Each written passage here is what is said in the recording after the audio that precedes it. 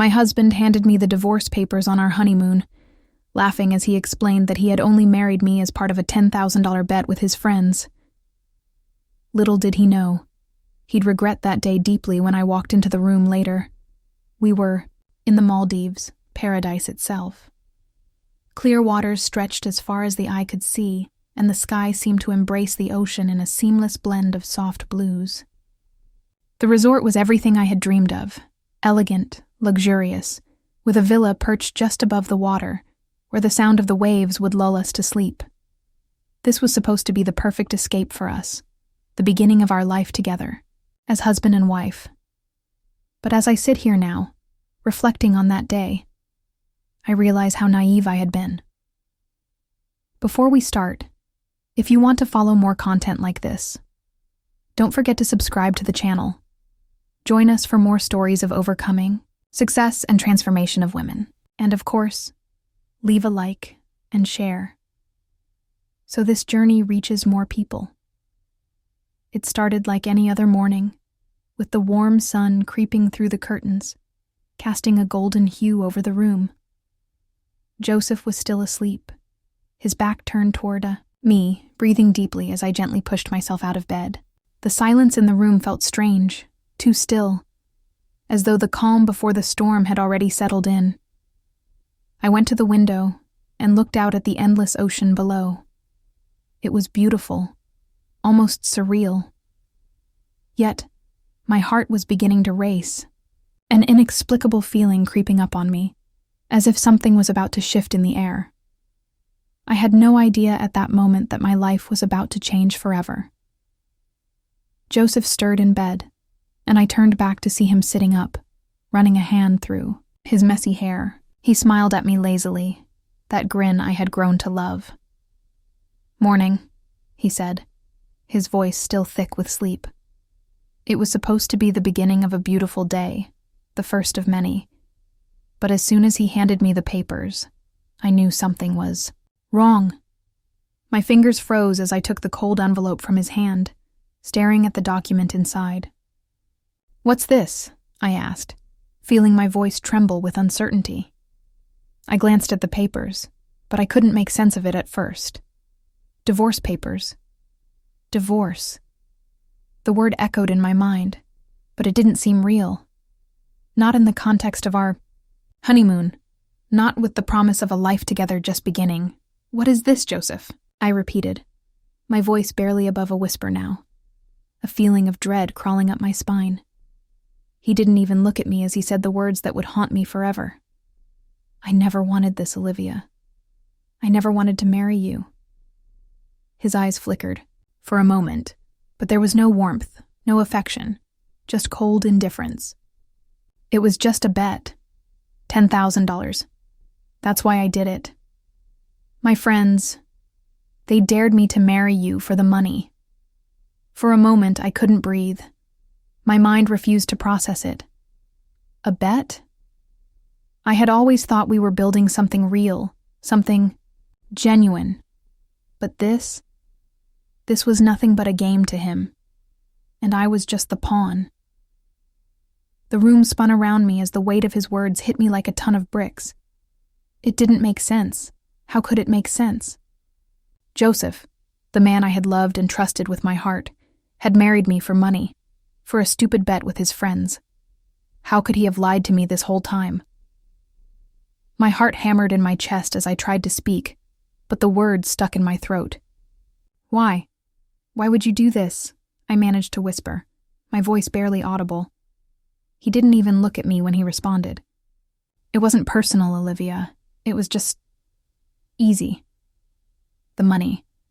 I thought it would be a fun way to get some cash. But now I'm done." His voice was flat, emotionless, and with that he stood up, casually walking toward the door as though he were leaving for any other reason. My world crumbled around me as I sat there, frozen. This wasn't just a broken heart. This was the shattering of everything I had believed in. Everything I had thought was real about us, about our love, was a lie. I felt a wave of nausea rise in my throat as I watched him walk away. He didn't. even look back. Joseph, my husband, the man I had vowed to spend my life with, was walking out of the door. And in that moment, I knew I would never see him the same way again. He wasn't just my husband. He was a stranger who had used me, manipulated me, and discarded me when I was no longer useful to him. I wasn't a partner in his life. I was just a ticket to a quick win, a game he had won and was now done playing. The silence in the room was deafening. I looked at the papers in my hands, the divorce papers that would end everything in an instant. My hands were shaking as I held them, the reality of the situation sinking in slowly. This wasn't the future I had imagined.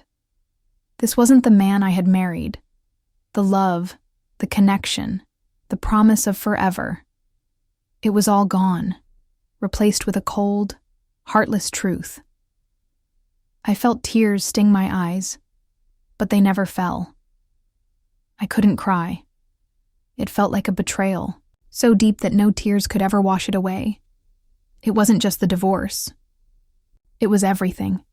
The deception, the manipulation, the realization that I had been nothing more than a tool in his twisted game. Joseph had been my world. I had believed in us.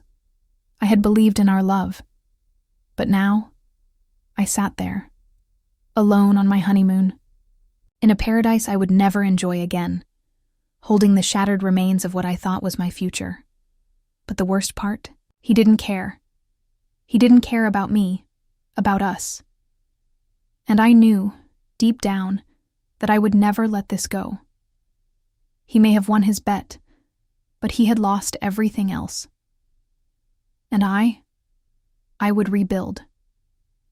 We need to go back in time a little to understand. A year ago, I had just stepped into a new chapter of my life, a chapter that was meant to set the foundation for everything I had dreamed of. Skybound Enterprises wasn't just any company. It was a beacon in the financial world, a place where talent was celebrated and dreams were made real. I had worked tirelessly for years to get to this point.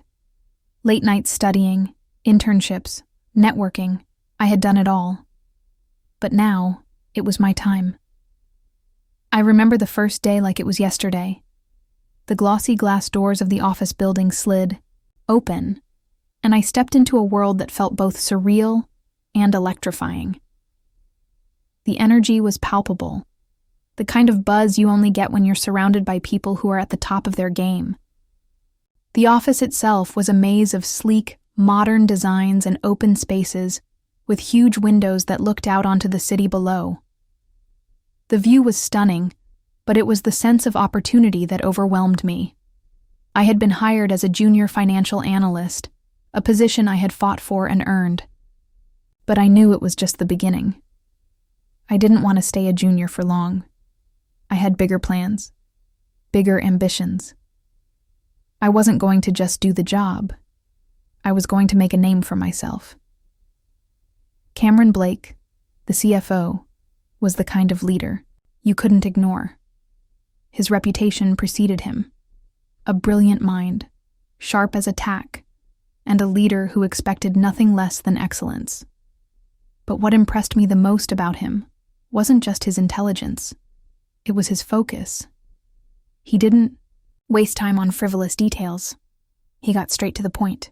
And when he spoke, everyone listened. I had heard rumors about Cameron before I joined Skybound.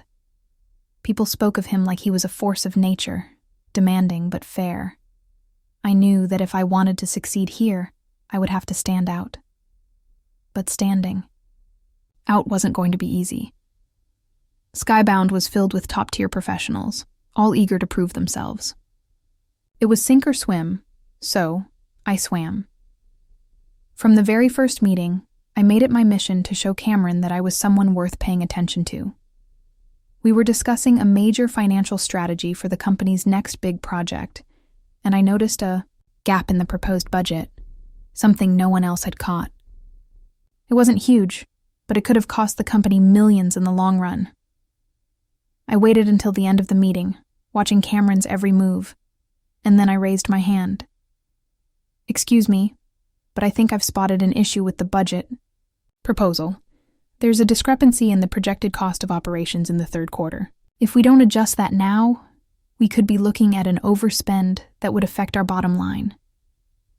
The room fell silent. All eyes were on me.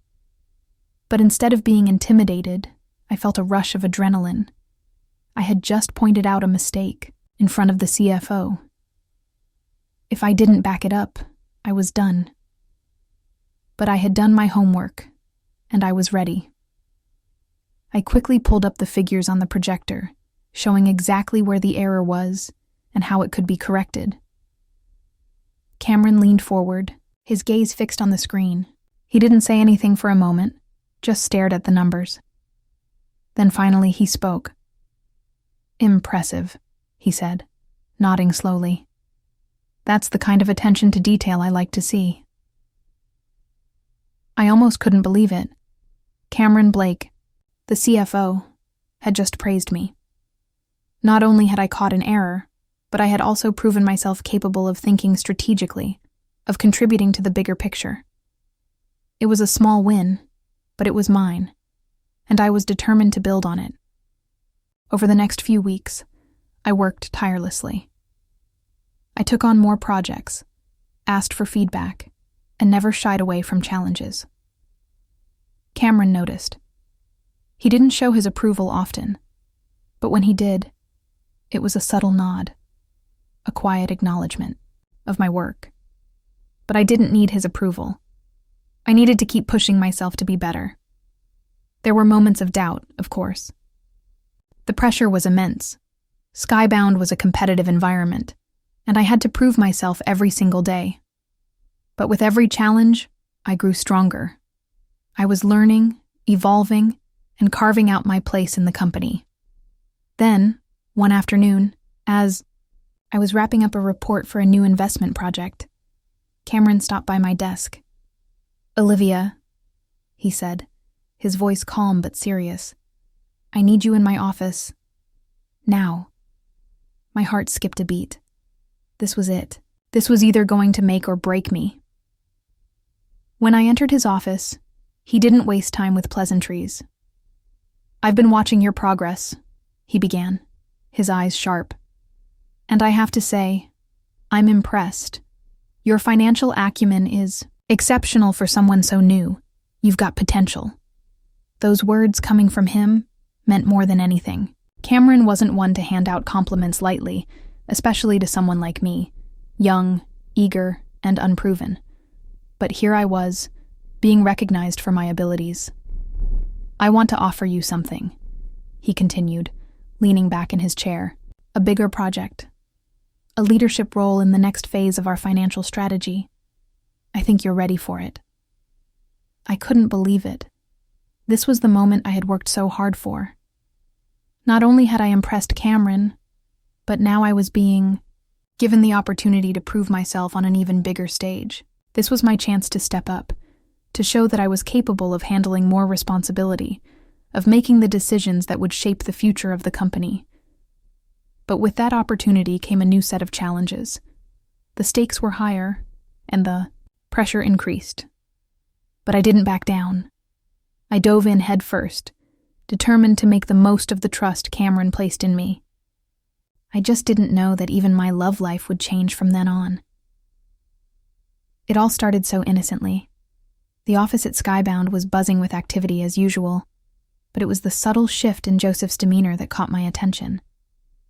He was always charming, of course, but lately he seemed to be paying a little more attention to me. A compliment here, a casual chat there. Nothing overtly inappropriate, but enough to make me wonder. Joseph Miller, the senior VP of operations, had a reputation. Not just for being a brilliant leader, but for his charm. He was the kind of man who could light up a room without even trying, and he had a way of making everyone feel important. But there was something more to it. Something that I couldn't quite put my finger on. The flirtations were subtle, and in a company as competitive as Skybound, no one would have thought much of it. But as the days passed, those small interactions started to feel different. He was interested in me.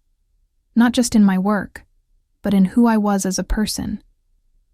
It was the little things, his support in meetings when I presented my ideas, the way he would linger by my desk after hours, casually asking about my thoughts on a project, but somehow always steering the conversation back to me. He was incredibly smooth, always careful to maintain professional boundaries, but I began to notice a different kind of attention. It didn't take long before I realized I was being swept up in something I hadn't expected. It wasn't just a professional relationship. It was personal. Joseph was charismatic, ambitious, and a master of reading people. I had always admired him from afar, his success, his leadership, but now it seemed he had taken an interest in me, and that was a feeling I couldn't ignore. One evening, after a long day of brainstorming with the team, he invited me to grab a drink at a nearby bar. "You've been working hard lately, Olivia. You deserve a break," he said, his voice smooth but with an undertone of sincerity. I hesitated for a moment. Was this just an office social, or was there something more to it? But I went anyway. After all, we were colleagues, and I was intrigued by the idea of spending time outside the office with someone I had always admired. That night was different. The conversation flowed effortlessly, and before I knew it, we were laughing and talking, as if we had known each other for years. We shared stories, dreams, and personal details that people usually only reveal to their closest friends. There was a connection, a spark, that I couldn't deny. Joseph's presence was magnetic, and it felt easy to let my guard down around him. But the truth is, I should have been more careful. I should have listened to that nagging voice in the back of my mind, telling me that something wasn't quite right. There was an element of manipulation in the air, even if I couldn't see it clearly at the time. Joseph wasn't just interested in me because of who I was. He was interested in me because he saw an opportunity. Weeks passed, and our relationship deepened. Joseph was a strategic man. Everything he did was calculated. He was charming, thoughtful, and always knew the right things to say at the right time. Our late-night meetings turned into dinners, and soon we were spending nearly every evening together. His promises of a future, of us, felt real. But underneath all the romance, I couldn't ignore the growing sense that something was off. He was too perfect, too focused on my success. Every time he complimented me, it felt like a step toward something bigger, something that went beyond love. And then one day, Joseph proposed. It came out of nowhere, almost as if it was the natural next step. He asked me in front of our colleagues at Skybound's annual gala, under the glittering lights and with everyone watching. It was grand, extravagant, everything I had dreamed of. The ring was stunning, an emerald-cut diamond that sparkled brighter than I could have imagined. I said yes, without hesitation. The rush of excitement, the overwhelming joy. It felt surreal. But even as I stood there, my heart racing with happiness, there was a small part of me that wondered if I was making a mistake. It was too perfect, too sudden. But I dismissed the thought quickly. This was my dream. The engagement, the wedding, the future with Joseph. It was everything I had hoped for. The wedding planning was just as extravagant as the proposal. Joseph spared no expense. There were grandiose venues, designer dresses, and a guest list that seemed to be a who's who of the business world. The attention to detail was immaculate, and I couldn't help but get caught up in the whirlwind. My friends and family couldn't believe it.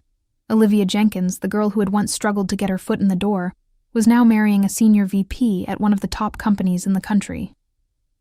But as the wedding day drew nearer, I began to notice something that made my skin crawl.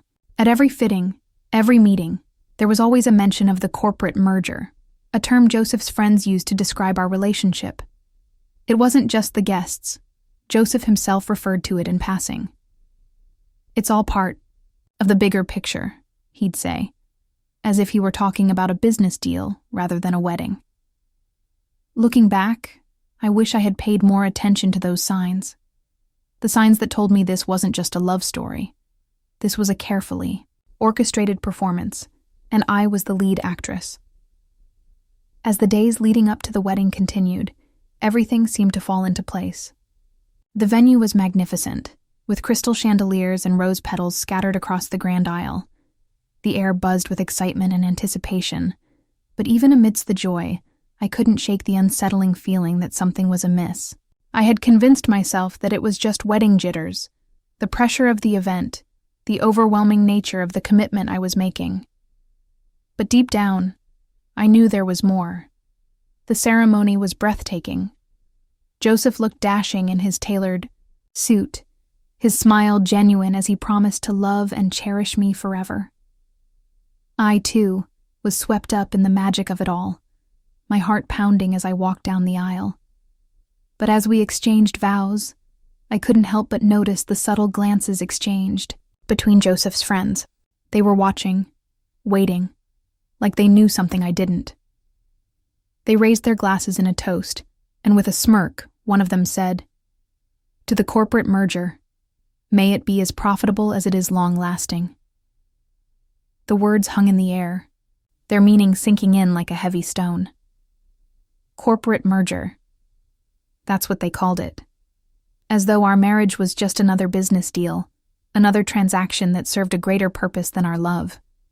It felt like a slap in the face. But Joseph only laughed, his eyes glinting with amusement as he joined in the toast. The guests followed suit, raising their glasses to us, to our future. But in that moment, I felt like I was standing on the outside, looking in. I wasn't part of their world, not in the way I thought. This wasn't about love.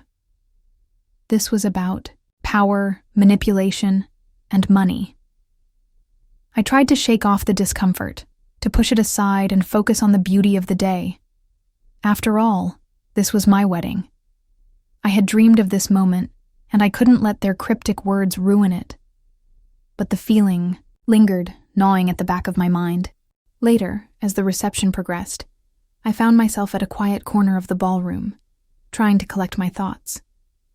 The noise of laughter and music echoed in the background, but it felt distant, like I was in a separate world entirely. Then, I felt a tap on my shoulder. Turning around, I found Cameron standing there, his expression unreadable. "Can I have a moment?" he asked, his voice calm, but with a hint of something more, something that made my heart race with anticipation.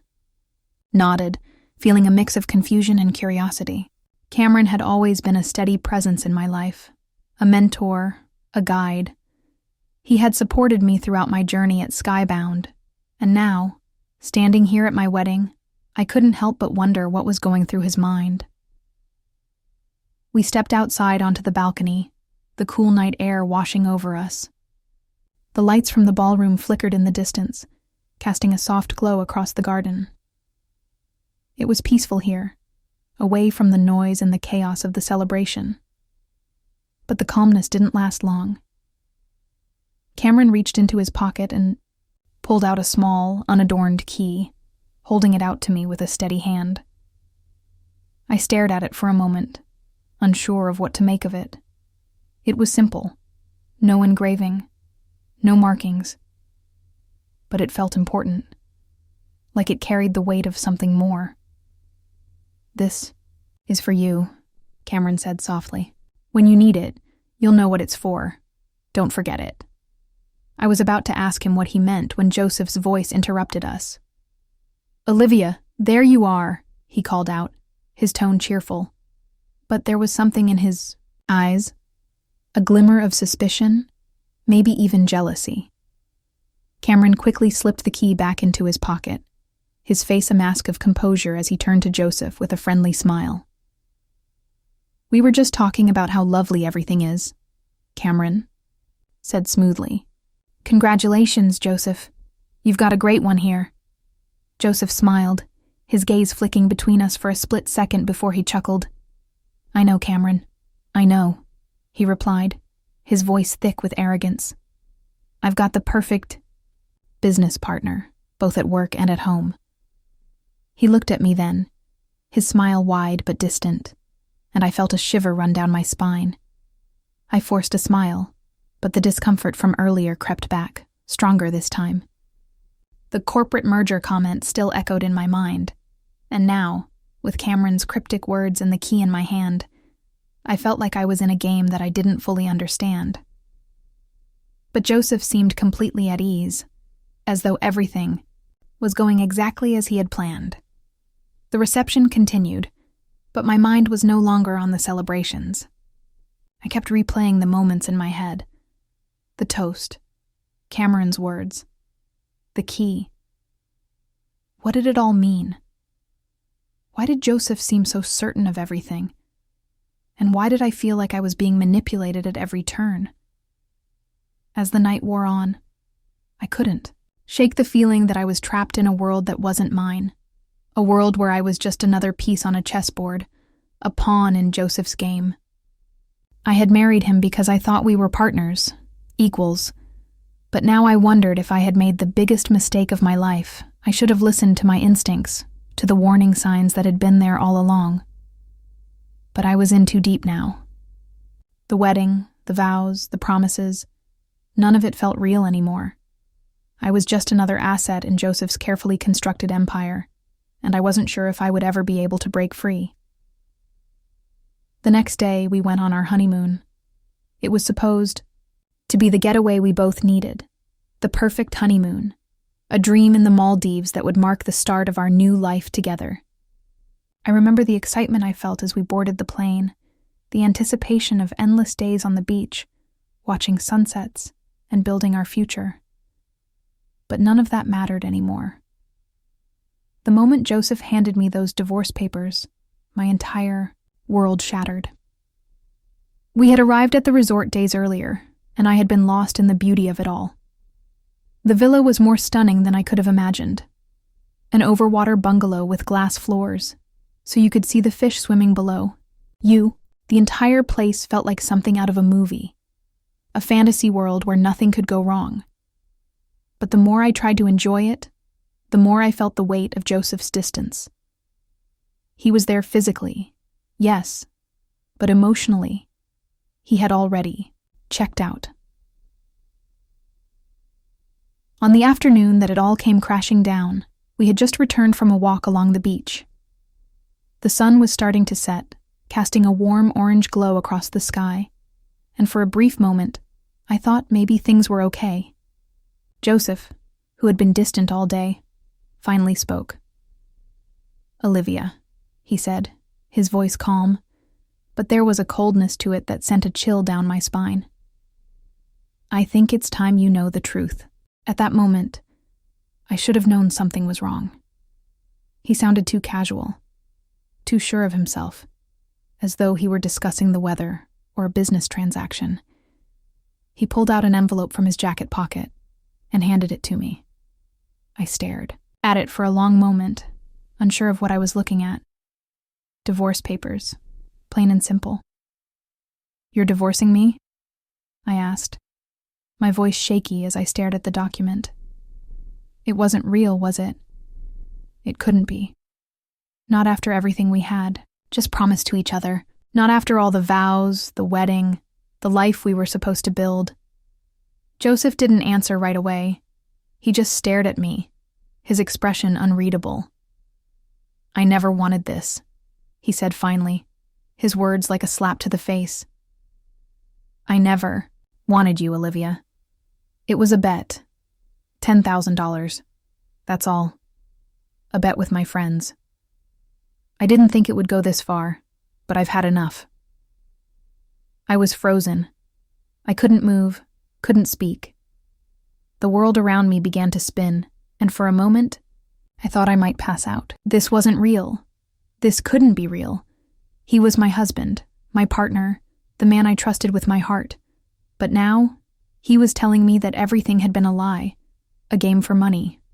A bet? A $10,000 bet? I repeated, barely able to form the words. "You married me for money?" For a joke? Joseph sighed, as though he were explaining something trivial, something that didn't matter. It wasn't personal, Olivia. It was just a game. I never thought I'd get caught up in it. But it's done now. You're free to go. I couldn't breathe. I couldn't think. My vision blurred, and I felt like I was drowning in disbelief. This was the man I had married. This was the man I had trusted with my future. And he was telling me, in the coldest way possible, that I meant nothing to him. I wasn't a wife. I wasn't a partner. I was a bet he had won, and now discarded.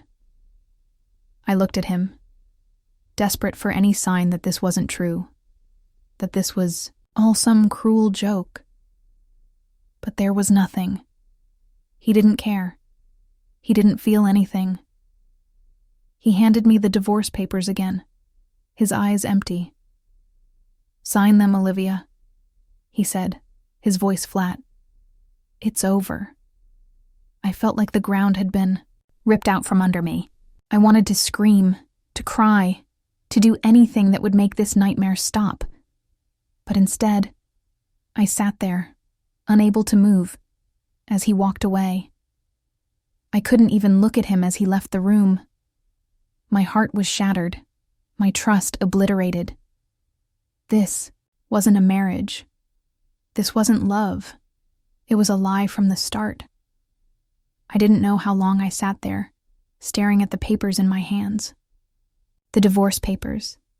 The end of everything I had believed in. The life I had imagined with Joseph was gone. And in its place was a cold, empty reality that I had no idea how to navigate. I had been so sure of us, of our future. I had believed in the vows we took, in the promises he made. But now, it felt like a cruel joke, one I had been the butt of all along. The Maldives, once a paradise, now felt like a prison. The beauty of the ocean, the endless sky, it all seemed so distant, so irrelevant. I was trapped in a nightmare, and the person who was supposed to stand by me had just walked away without a second thought. As I sat there, staring at the papers, I knew one thing for sure. I would never be the same again. Joseph had taken something precious from me. My trust, my love, my belief in the future. But I also knew that I wasn't going to let this define me. I wasn't going to let him win. Not now. Not ever, I had expected to break. Honestly, after what happened, I didn't know how I was still standing. My mind was a blur of confusion, anger, and disbelief. The man I had married had turned out to be nothing but a heartless opportunist, using me for a bet, discarding me like I was nothing. I had gone from the high of a dream wedding to the crushing reality of being abandoned on my honeymoon in a matter of hours.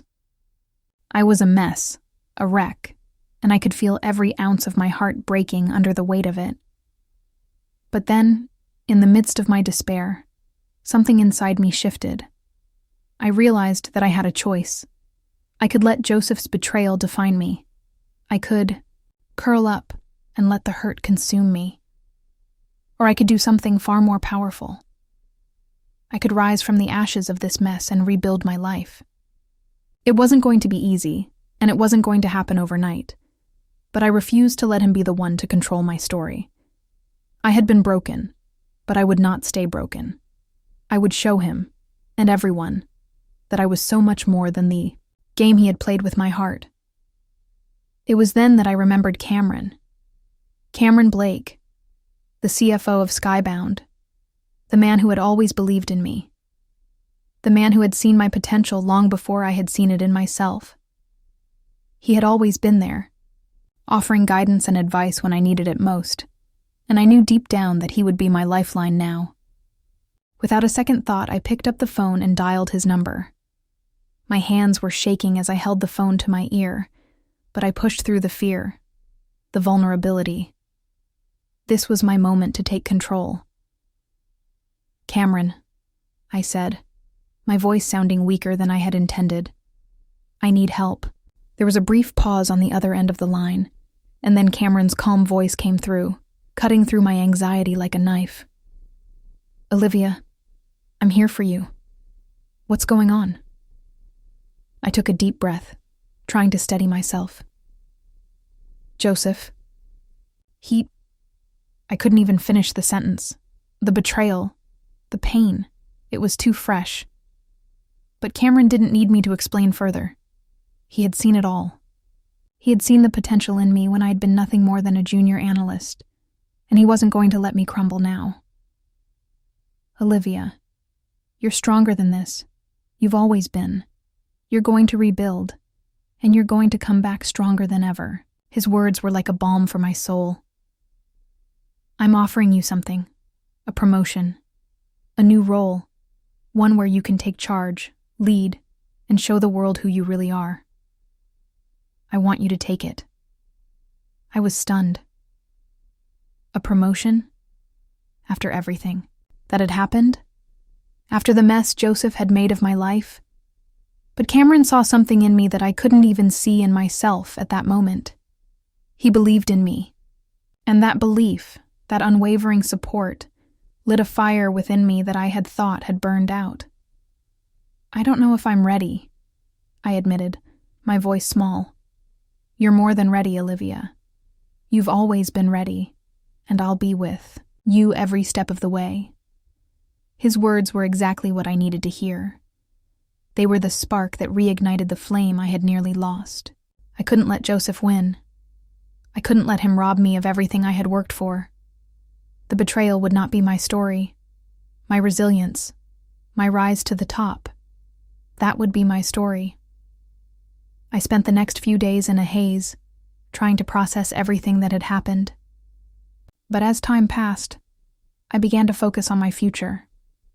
I took Cameron's offer, accepting the promotion with a determination I hadn't known I had. It wasn't just about climbing the corporate ladder. It was about proving to myself that I was more than the sum of Joseph's cruel joke. I was capable of greatness, and I wasn't going to let anything or anyone take that from me. I threw myself into my work at Skybound, using my financial skills and strategic mind to push myself forward. Every decision I made, every report I submitted, every project I led, was a step toward reclaiming my power. Cameron was right. I was stronger than I had realized, and every day I grew more confident in my abilities.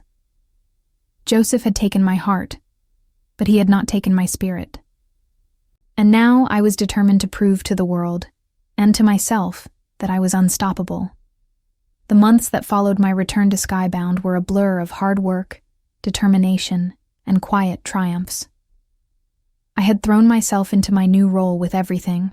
I had, and the results were clear. My rise through the ranks was not just fast, it was unstoppable.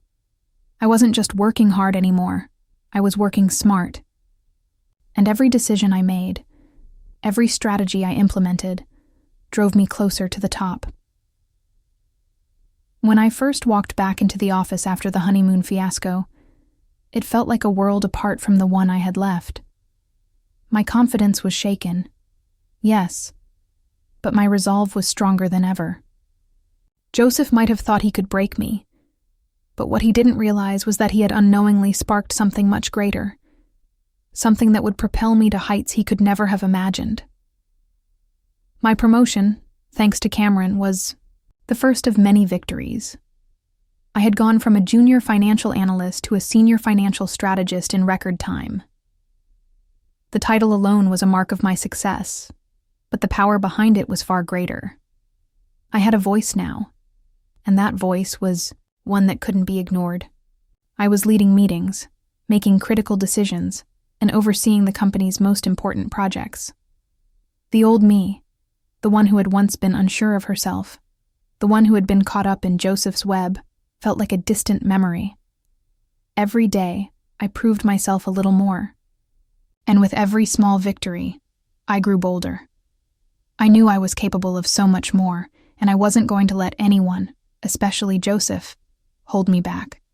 I had worked too hard, and I had earned my place here.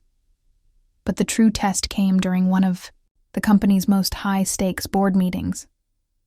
The meeting was crucial. Skybound's future direction was on the line, and the competition was fierce. It was the kind of meeting where decisions would be made that could either make or break the company's trajectory. And Joseph was there, as senior VP, sitting at the table with me. His smug smile, the same one I had seen on our wedding day, was still there, but now it was directed at me in a way that made my blood boil. He had no idea what was coming. As the meeting began, the tension in the room was palpable. Everyone was waiting for the big decisions, and Joseph was eager to take the lead. He presented his strategy, the same tired approach he had been pushing for months, full of risks but promising high rewards. But it was flawed. It was outdated. And I knew I could do better. When it was my turn to speak, I stood up, my mind clear and sharp. Every eye in the room turned to me, but I was no longer intimidated. This was my moment. "I disagree," I said calmly, looking directly at Joseph, who shot me a look of surprise. The room was silent as I continued. The strategy proposed. Here is too risky. The financial projections are unstable, and the assumptions about market behavior are outdated. I propose an alternative strategy, one that focuses on sustainable growth rather than high-risk bets. I pulled up my slides, detailing the new approach. I had spent hours preparing for this moment, analyzing data, understanding the market trends, and crafting a plan that was as solid as it was innovative. The numbers didn't lie, and the room could see that. Joseph looked uncomfortable, shifting in his seat as I presented my plan, but I didn't back down. His strategy was old news, and I wasn't going to let his influence over the board cloud their judgment. I spoke with confidence, knowing that this was what I was meant to do. I wasn't just making a pitch. I was making my case for the future. When I finished, there was a brief silence before one of the board members spoke up. "I think Olivia's proposal is worth serious consideration. It's forward-thinking, well-researched, and much more in line with the direction we want to take." I could see Joseph's face harden as he clenched his jaw. But the damage was done. The room was on my side. As the discussion continued, I could feel the shift in energy, the tide turning in my favor.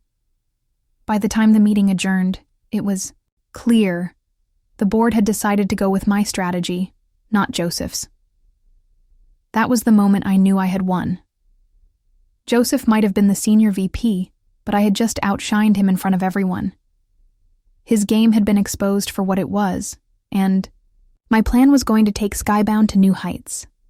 The victory didn't come with a grand celebration. It wasn't about gloating or rubbing it in his face. It was about proving to myself that I was capable, that I could succeed on my own terms. I didn't need him to validate me. I didn't need his approval anymore. And as the meeting ended and the board members began to leave, I saw Joseph's face for the last time, his expression now one of frustration and defeat. He knew it. I had beaten him, and I wasn't going to stop there. A year passed since that pivotal board meeting, and in that time, everything had changed. The strategies I had implemented at Skybound weren't just successful. They were revolutionary. The company's profits soared, and my name became synonymous with innovation and success. Every project I touched seemed to turn to gold. Every decision I made was backed by data and foresight, and soon I was the one the board turned to for direction. It was a strange feeling, being at the top. At first, it was exhilarating. The recognition, the respect from my peers, the feeling that I had finally proven myself. But as the months went on, I began to realize that the true measure of my success wasn't just in the profits I brought in or the accolades I received. It was in the shift in the power dynamics within Skybound, the way things had turned in my favor.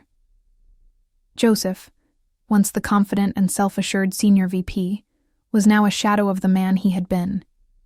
His influence had diminished over time, and the cracks in his facade were beginning to show. The projects he had championed faltered, and his decisions seemed increasingly out of touch with the company's goals. It wasn't long before the board members, who had once revered him, started questioning his judgment. But what was most striking was the way Joseph's allies began to shift their loyalties. The people who had once supported him, who had stood by his side as he climbed to the top, were now seeking me out. They were looking for guidance, for mentorship, for the kind of leadership that Joseph had failed to provide. It wasn't out of kindness or goodwill. It was out of necessity. They could see where the company was headed, and they wanted to be part of it. One afternoon, as I sat in my office reviewing financial projections, one of Joseph's former closest allies knocked on my door. Sarah, a senior director in the operations team, had always been a loyal supporter of Joseph, but now she was standing before me with a look of determination in her eyes. "Olivia," she began, her voice steady but with an edge of uncertainty, "I need to speak with you about a new initiative. I think we should collaborate on it." I raised an eyebrow. "Collaborate?" I repeated, genuinely surprised. "You've always been in Joseph's camp. What's changed?" She hesitated for a moment, her gaze dropping to the floor before meeting mine again. "I've seen the results of your work, Olivia. I've seen what you're doing for this company, and I need to be part of it. I want to learn from you." The words hung in the air, almost unbelievable. Sarah, a woman who had once been fiercely loyal to Joseph, was now asking for my mentorship. I couldn't help but feel a sense of vindication. This was what success felt like. This was the kind of power I had fought for, not through manipulation, but through hard work, dedication, and yes, a bit of revenge. Over the next few weeks, more of Joseph's former allies began to approach me. Some of them asked for advice on projects, others sought my opinion on company direction, and a few were downright eager to work under my leadership. The shift was undeniable. It wasn't just that I had taken Joseph's place, it was that I had built something far more meaningful in the process. People respected me not because of a title or position, but because of the results I delivered and the integrity I carried with me. And Joseph? He was left in the dust. The once prominent Senior VP was now relegated to managing smaller projects, his influence in the company diminishing with each passing day. No one sought his advice. No one asked for his opinion. It was as if he had never been the force he once was. It was in moments like these that I realized the true power of resilience. Joseph had tried to break me, to make me feel small and insignificant. But in doing so, he had only fueled my determination to succeed. I didn't need to tear him down to prove myself. My success spoke for itself. And now, as the company flourished under my leadership, I couldn't help but feel a quiet sense of satisfaction. In the end, it wasn't about revenge. It was about showing the world that I was more than capable of standing on my own, that I was a force to be reckoned with. The company had changed because of my strategies, and it was clear that I was the one who had brought Skybound into a new era. I had done it. And as I watched Joseph fade into the background, I realized that my victory wasn't just personal, it was professional. I had taken everything he had tried to steal from me and turned it into something far greater. I had become the leader Skybound needed, and I had done it without ever compromising who I was. In the midst of everything, something unexpected happened. Something I never thought I would find amidst the chaos, the betrayal, and the climb to success. I found love again. But not the kind of love I had once known. No, this was different. This was real. It wasn't like the whirlwind romance with Joseph, which had been based on illusions, manipulation, and deceit. It wasn't like the fairy tale I had imagined in my head. It was slow, steady, and most importantly, it was built on respect, mutual understanding, and shared ambition. It was the kind of love that crept up on you when you least expected it. Cameron had always been there for me, from the very beginning. When I had first started at Skybound, he had taken me under his wing, offering guidance and wisdom. But over the course of the past year, our relationship had shifted. It was subtle at first, a few shared conversations after meetings, discussions about strategies, moments where our professional goals seemed to align. But as time passed, I began to notice something more, something deeper. There was an unspoken connection between us, one that went beyond the work we did together. We respected each other, not just professionally but personally. Cameron saw me for who I really was, not as someone trying to prove myself, but as a person with potential, drive, and vision. And in return, I saw him as more than just the mentor and CFO of the company. I saw him as someone who was truly invested in my growth, someone who believed in me even when I doubted myself. It was a rainy evening when everything changed. The office was nearly empty, save for a few late-night workers. Cameron and I were reviewing some financial reports, discussing the future of Skybound, when he looked at me and said, "You know, Olivia, you've come so far. I'm proud of everything you've accomplished, but what I admire most is how you've managed to hold on to who you are, no matter what. That takes strength." His words hit me harder than I expected. It wasn't just about the work. It wasn't just about Skybound or the promotion. It was about the person I had become, someone who could stand on her own, someone who could thrive even after all the pain. And in that moment, something clicked. Cameron wasn't just praising my career. He was seeing me, truly seeing me for the first time. We talked for hours that night, sharing stories of our past, our hopes for the future, our dreams that had once seemed so distant. There was no pressure, no pretenses, just two people, connecting on a level I hadn't felt in a long time. And when he reached out and took my hand, I knew this was real. It wasn't a passionate whirlwind romance. It wasn't about sweeping each other off our feet. It was about building something solid, something grounded in shared experiences, respect, and trust. Over the next few months, we spent more time together, not just as colleagues, but as partners in life and in our ambitions. There were no grand declarations of love, no fireworks or dramatic gestures. Instead, it was the quiet moments, the ones where we supported each other through challenges, celebrated our victories together, and shared our fears and hopes for the future. It was about being there for each other, in the most authentic way possible. The more I got to know Cameron, the more I realized how much we had in common. We both had big dreams, big goals. But more than that, we had a shared understanding of what it meant to work hard and fight for what you believe in. There was no pretension between us, no games, just honesty and a mutual desire to succeed, not just for ourselves, but for each other. As our relationship grew, so did my sense of self-worth. With Cameron by my side, I was no longer just a woman who had been betrayed.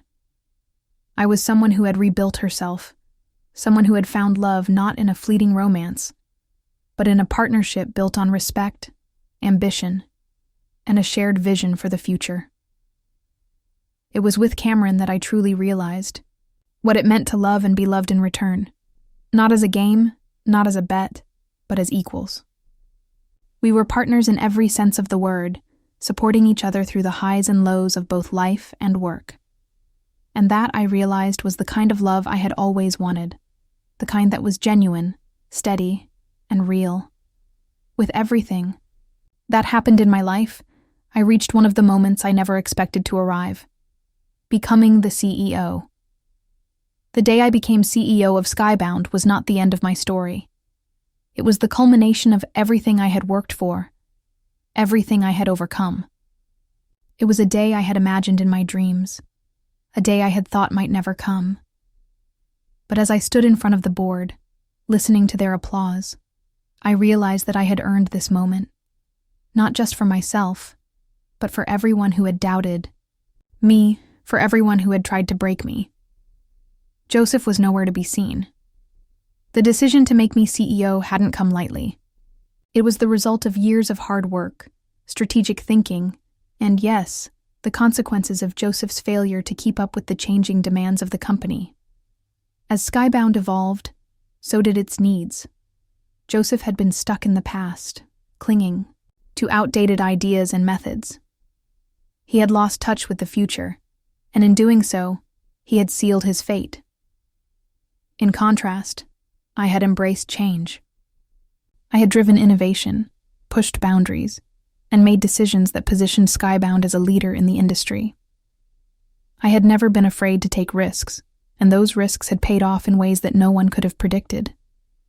I had risen from the ashes of betrayal, and now I stood at the top, not just as a leader, but as the leader Skybound needed. When I was officially named CEO, I couldn't help but think back to the moment Joseph had handed me those divorce papers, to the moment I had realized that everything I had thought was real was nothing but a lie. That moment had been the turning point for me. It had been the catalyst for everything that followed, the success, the growth, the power to shape my own future. But Joseph's downfall was just as inevitable. As I climbed, he sank. The cracks in his leadership had only grown wider, and when it became clear that his strategies were no longer viable, the board made the tough decision to downsize his department. He was relegated to managing a small region, a far cry from the power he had once held. I wasn't ruthless. I didn't seek his downfall as revenge. I didn't need to. The company had spoken. The results had spoken. Joseph had no one to blame but himself. But I couldn't ignore the sense of vindication that washed over me when I heard the news. The man who had married me for a bet, the man who had tried to use me as a pawn in his game, was now nothing more than a shadow of his former self. He was no longer the senior VP. He was no longer the man who had once held power. He was now just another employee, far removed from the position of influence he had once enjoyed. I couldn't help but feel a sense of triumph, but it wasn't about him. It was about me. It was about proving to myself that I was more than the sum of his cruelty. I was more than the bet he had made with his friends. I had built something real. Something that was mine. Something that no one could take from me. The first few weeks in my new role were overwhelming, to say the least. There were decisions to be made, changes to be implemented, and expectations to meet. But I had done this before. I had risen through the ranks, fought my way to the top, and now I was ready for the challenge. I wasn't just going to maintain Skybound's success. I was going to elevate it to new heights. And as I stood in my new office, looking out over the city, I couldn't help but think of all the people who had helped me get here, the ones who had believed in me when no one else did. I owed them everything. I owed myself everything. The journey wasn't just about success. It was about redemption. It was about reclaiming what had been taken from me and turning it into something beautiful, something that I could call my own. Skybound was in good hands. My hands. As for Joseph, I knew he would eventually realize what I already had, that his attempt to break me had only made me stronger. He had played his game, but he had underestimated me. And in the end, it was me who had won, not just the battle, but the war. Years had passed since I had taken the reins at Skybound, and the company had grown beyond anything I could have imagined. Under my leadership, we had navigated through turbulent waters, taken risks that paid off, and set new standards in the industry. We weren't just a company anymore. We were a symbol of innovation, resilience, and success. And yet, despite everything we had accomplished, there was one more thing that I hadn't expected. A recognition that would not only solidify my place in business history, but also remind me of just how far I had come. It started with a call from a prestigious business school, one of the top in the country. They wanted to feature my journey as a case study. They were creating a new curriculum focused on leadership, resilience, and navigating the corporate world through adversity. And my story, the story of how I had risen from betrayal and heartbreak to become one of the most influential CEOs in the industry, was to be the centerpiece. At first, I was stunned. It had never occurred to me that my personal journey would be studied, analyzed, and used to teach the next generation of business leaders. But as I sat down to reflect on the twists and turns of my career, it became clear. My story wasn't just about success. It wasn't just about proving myself after Joseph's betrayal. It was about the power of resilience, of knowing your worth, and of using every setback as a stepping stone toward something greater. The case study was published, and before long, it became a sensation. Business schools across the world were using it to teach students about leadership, decision-making, and overcoming adversity.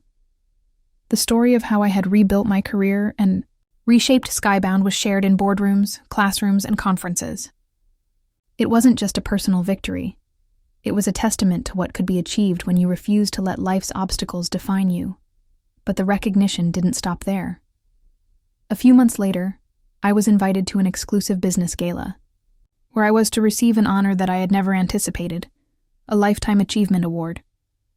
The announcement was made during a ceremony that was as grand as it was humbling. The industry's most prominent figures gathered to celebrate the leaders who had shaped the business world, and to my surprise, my name was called. I stood up from my seat, my heart racing, as the spotlight fell on me. The applause was deafening, and I couldn't help but feel a wave of emotions flood through me. There I was, on stage, receiving the recognition I had worked so hard for. It wasn't just about the award. It was about the journey, the years of hard work, the sacrifices, and yes, the betrayal that had sparked my transformation. As I accepted the award, I looked out over the audience and thought back to the person I had been. The girl who had been left heartbroken, humiliated, and lost. The woman who had fought her way to the top, not just for herself, but for everyone who had ever been told they weren't good enough. The recognition was a culmination of everything I had achieved, everything I had overcome. But what struck me the most, as I held that Lifetime Achievement Award in my hands, was the realization that it wasn't about the title. It wasn't about the recognition. It was about the journey I had taken. It was about the lessons I had learned along the way. The importance of staying true to yourself, of never giving up, and of always believing that there is more to your story than the circumstances you find yourself in. As I stood there, taking in the applause, I knew that my story had come full circle. I had gone from being a woman broken by betrayal to a leader who had changed the world. My story wasn't just about revenge. It was about resilience. And it was about the power of building your own success, even when everything around you tells you to quit. As I reflect on everything that's happened, on the betrayal, the pain, the triumphs, I realize that the true lesson of my journey isn't about revenge. It's not about getting back at the people who wronged me or proving them wrong. No. The real lesson is something far more powerful. True success is about knowing your worth, building your own success from the ground up, and ultimately finding happiness within yourself. When Joseph first betrayed me, I wanted nothing more than to make him feel the same pain he had caused me. I wanted to prove him wrong, to show him that I was capable of so much more than he had ever believed. I thought success was about defeating him, about outshining him in every way possible. And in a way, that drove me, gave me the motivation to push harder, to work longer, to rise higher. But over time, I realized that my pursuit of revenge was never going to bring me the peace I was searching for. Even when I outperformed Joseph, even when I surpassed him and took his place at the top, I was still carrying the weight of that anger, that hurt. It wasn't until I started focusing on my own growth, not in opposition to him, but for myself, that I truly found peace. Success, as I came to understand, isn't about proving anything to anyone else. It's not about being the biggest or the best. It's about being the best version of yourself, whatever that looks like. It's about knowing your value, understanding what you bring to the table, and walking through life with confidence in who you are and what you stand for in those quiet moments when I sat back and took stock of all that I had accomplished. I began to see the true reward. It wasn't the promotion, the title, or the public recognition. It was the peace that came from knowing that I had built something real, something that was mine. I had taken control of my life, my career, and my happiness. Not because I was trying to get back at anyone, but because I wanted to create something that would make me proud. The journey hadn't been easy. There had been pain. There had been setbacks. And there had been times when I wondered if it was all worth it. But in the end, I realized that the journey itself was the reward. It was about learning to trust myself, to believe in my abilities, and to understand that no one else could define my worth. And the most important part? I found happiness. I found it in my work, in the people I surrounded myself with, and in the relationships I built along the way. I found it in the quiet moments of reflection, in the knowledge that I had built something lasting, not out of spite, but out of love for what I could achieve when I put my mind to it. In the end, revenge wasn't the answer. It wasn't what motivated me, and it wasn't what brought me fulfillment. What truly mattered was my ability to rise above the pain, to learn from it, and to use it as fuel for my own success. And in doing so, I found a happiness that no one could ever take away.